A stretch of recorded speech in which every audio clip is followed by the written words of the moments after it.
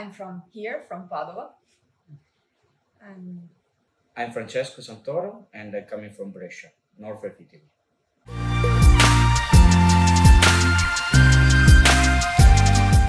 I think my passion for geology started when I was at high school because I was always passionate about natural science in general. But then my teacher at high school, like science teacher at high school, she was very passionate about geology. So I think it's a bit weird because I mean in Italy it's not so easy to study geology when you are at high school. But so like this teacher for me was kind of a special thing because then she gave me so much passion about geology. Then I decided to join a kind of open day here at the University of Padua. And then I applied for a program, bachelor program here because of this. Yeah. Also, my passion for geology come from high school, but at the end of the high school was after high school is typical here in Italy to do a road trip or somewhere, no? And I was in Sicily, and in the last day of this trip, I saw 150 kilometers away the volcano Etna erupting, and so I said, okay, this is a call. I had no idea what to do, and I said, okay, no, this is my geological call. So I start to learn more about geology and apply here in the University of Padua to do my bachelor. And after that, I became a more applied mineralogist, and I didn't follow the volcanologist path, but yeah, this is what I did. I'm, I'm a carbonate sedimentologist and geochemist. So I think, yeah, that thing, like my expertise came after during my bachelor because I mean, we went for field work in the Dolomites and then I joined some special programs and yeah, so I think it was really interesting for me Yeah. to. Also, I love carbonate, but more in another field of view, maybe watching carbonate in construction. But yeah, nice.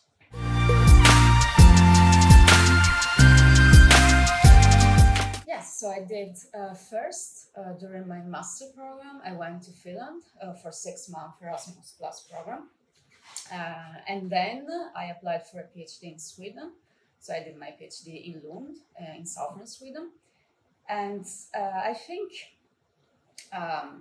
that experience, I mean, for me was really important, and it changes my way also of looking at say at science and the scientific environment as well because I mean I went to a kind of environment that was super international. So when I finished my master here I think it was a bit less international, and then there I met lots of people from lots of different countries, and it was really interesting to share different experiences and also to have a kind of support about living abroad because everyone was foreign as well. So it was really interesting for that. No, also my experience to be abroad come from the PhD because I was enrolled in this Marie Curie program, and that I was one of the 15 PhDs in this project called Sublime. And with this project, we had industries, but also different partner of the university, European University. And so one of the recruitments for be part of this is to be from abroad. So like Italian, I stayed in Italy to study, and after I went to Spain, a little bit hotter than the north of Europe. And in this situation, I was working with yes, people coming from Brazil to China to Argentina, and all the partner more or less also people coming from Germany, from wherever was a lot of parts in the world. And I think that a part of being Spain that also is a different but also similar type of environment for some way. with this Marie Curie, one of the goals is also the equality and diversity point of view, to bring both part your culture in a group. So yeah, I think it's really important. That's true.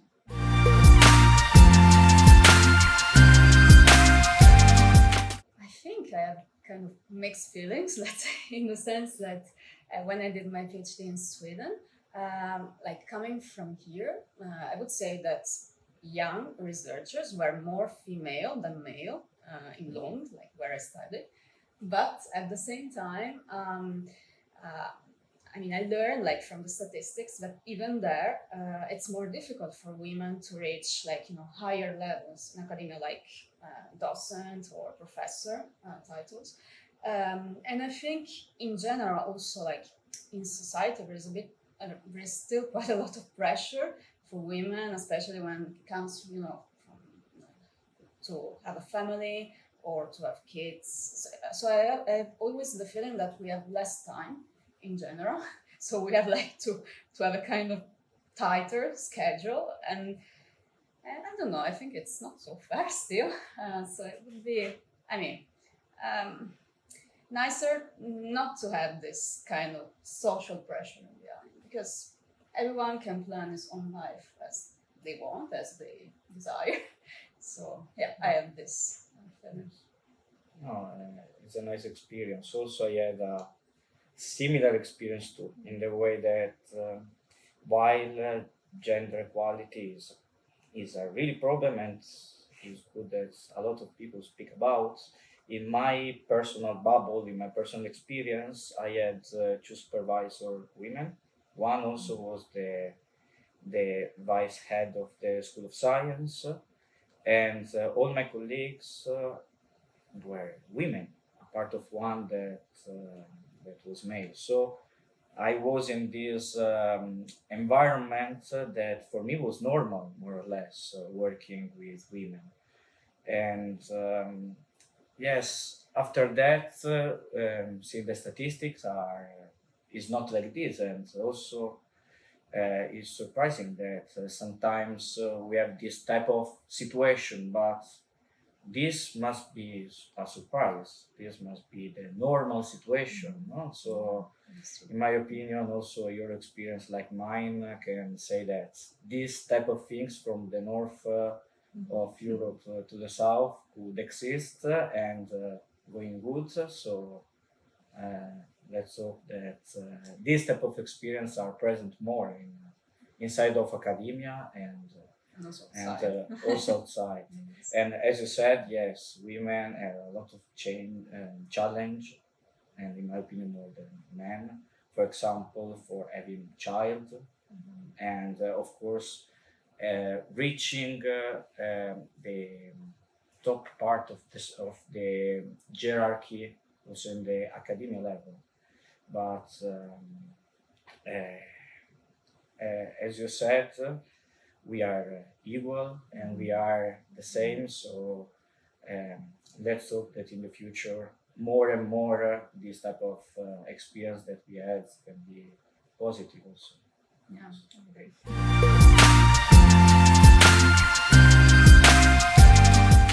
So yeah, as I said before, I think the fact that in my experience, you had to, I mean, I had to work with a very international environment, and especially the fact that even my supervisor was from another country, not from Sweden, gave me lots of opportunity. Also, like to work in countries that were even different from Scandinavia, for example. But also, it gave me a lot of support when it came, to yeah, when it came to find a place where to live, for example, or just to understand the fact that sometimes you are alone in a country and you need like to understand how it works, and even to do like some social activities outside work. So I think I bring this from there to here in Italy. So the fact that you can really also help people that comes from abroad and give them like some suggestions, some advice. Yes. And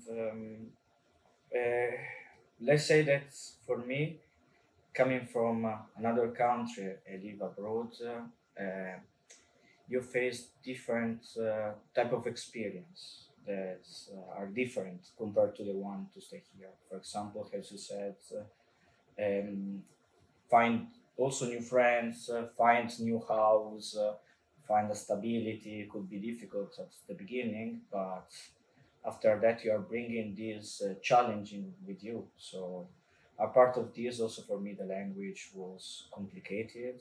I was speaking all my research before coming here in Spain in Spanish, and also of course in English with the Marie Curie project, but I was mainly working Spanish, and now I need to learn again to speak in Italian, but also this is a tricky question, or mix both. So as like this is an example of language, but also could be also cultural example that I bring some cultural part from Spain, some cultural part of other people coming from. When I was in my secondment in Ghent University, I stayed a lot with the guys from Indonesia, and it was very nice to see and to live together, that we are the same gender or color of your skin you are, and it was amazing to sharing time, and also going abroad is an opportunity like this, sharing and go together with a point, the same point.